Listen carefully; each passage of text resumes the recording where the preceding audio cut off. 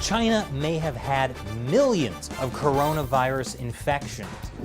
The Chinese military launches an important rocket. And Justin Trudeau stands up to China.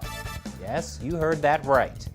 That and more on this week's China News Headlines.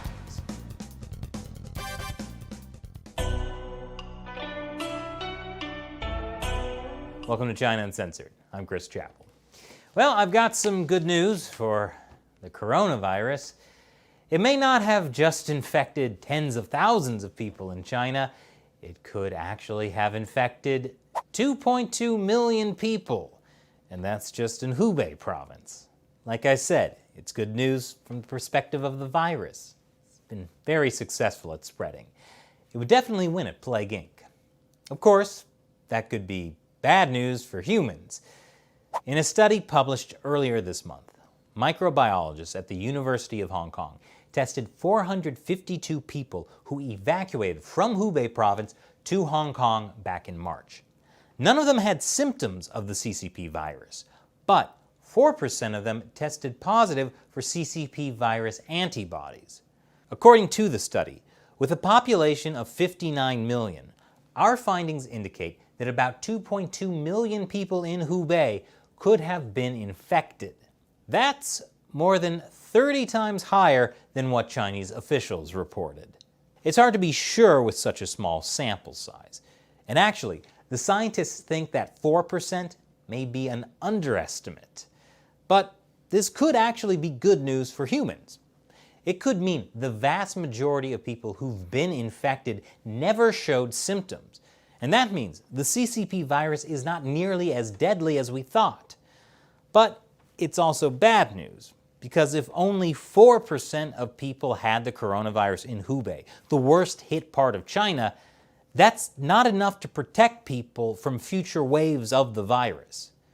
Meanwhile, my favorite Chinese state-run media, the Global Times, accused the Hong Kong University research team of publishing the study to help the United States attack China. No matter what, I can always depend on the Global Times. But China has more immediate disasters to worry about. Just this week, there were massive floods in southern China and huge tornadoes in northern China. And most frightening of all, a snake that laid eggs in a family's washing machine. Those eggs can only mean one thing. We're about to see a lot more snakes. Or an omelet. Of course, all disasters in China, whether natural or man-made, are opportunities for Chinese state-run media to show how great, glorious, and correct the Chinese Communist Party is. Like this article. But the US State Department disagrees. They've just designated 4 more Chinese state-run news organizations that have offices in the US as foreign missions. Those are China Central Television, China News Service, the People's Daily, and, my favorite, the Global Times. The State Department designated them foreign missions because, while Western media are beholden to the truth, PRC media are beholden to the Chinese Communist Party.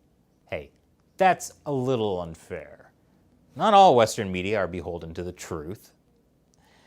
At any rate, these 4 Chinese state-run media organizations join 5 others that were given the same designation back in February.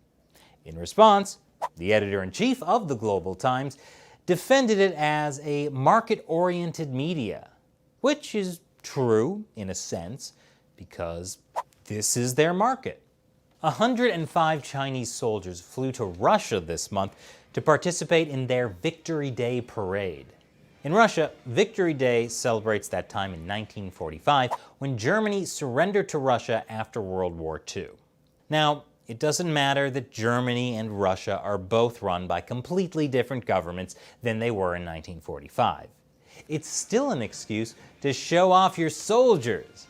And why not let your friends from China join, with no face masks or social distancing? Russia's Victory Day parade was originally scheduled for May 9th. It was postponed because of the coronavirus, and then it was rescheduled for this month.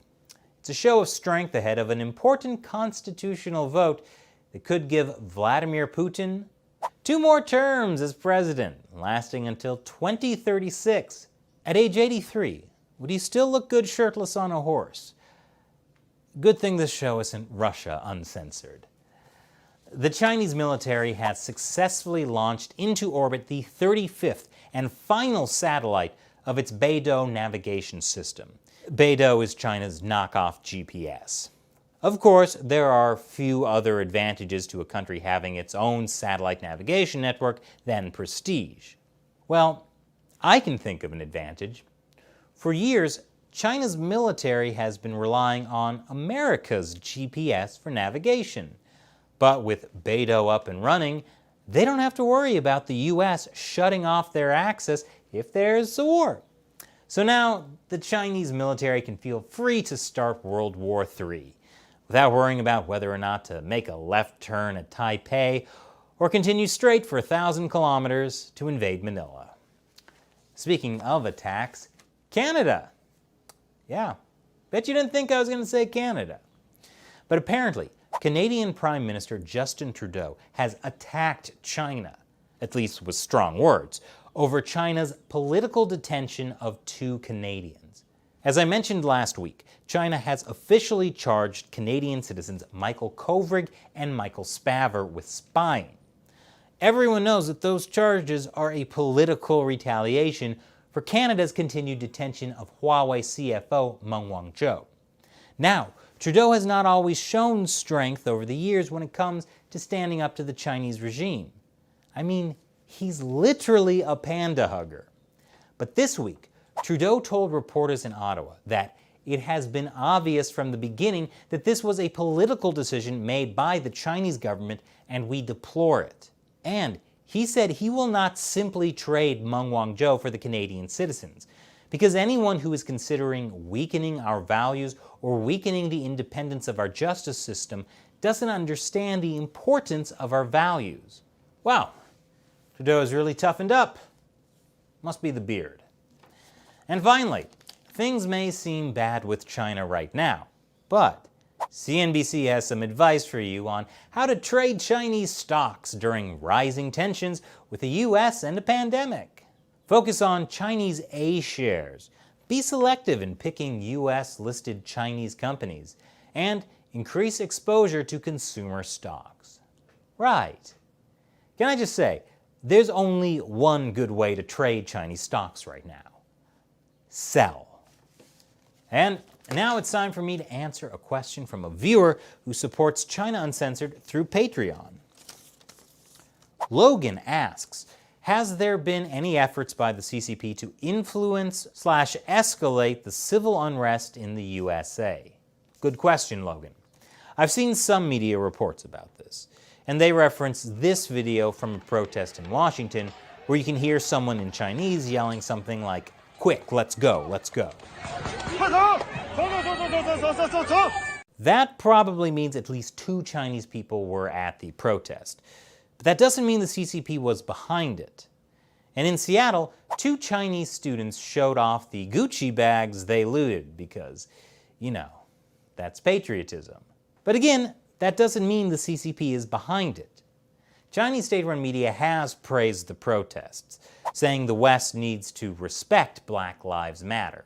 And they've also used the protests to highlight America's hypocrisy and human rights failure. Because when it comes to Hong Kong, where people should definitely not be allowed to protest, Trump wanting to quell violent riots in the US is a double standard that is being mocked on the Chinese internet, according to Chinese state-run media. So Logan, I haven't seen any evidence that the CCP is directly influencing or escalating the George Floyd protests, but they are happy to use them to criticize the US. Thanks for your question. And thank you for watching. Be like Logan and contribute $1 or more per episode to help keep China Uncensored going. Go to patreon.com/ChinaUncensored to learn more. Once again, I'm Chris Chappell. See you next time.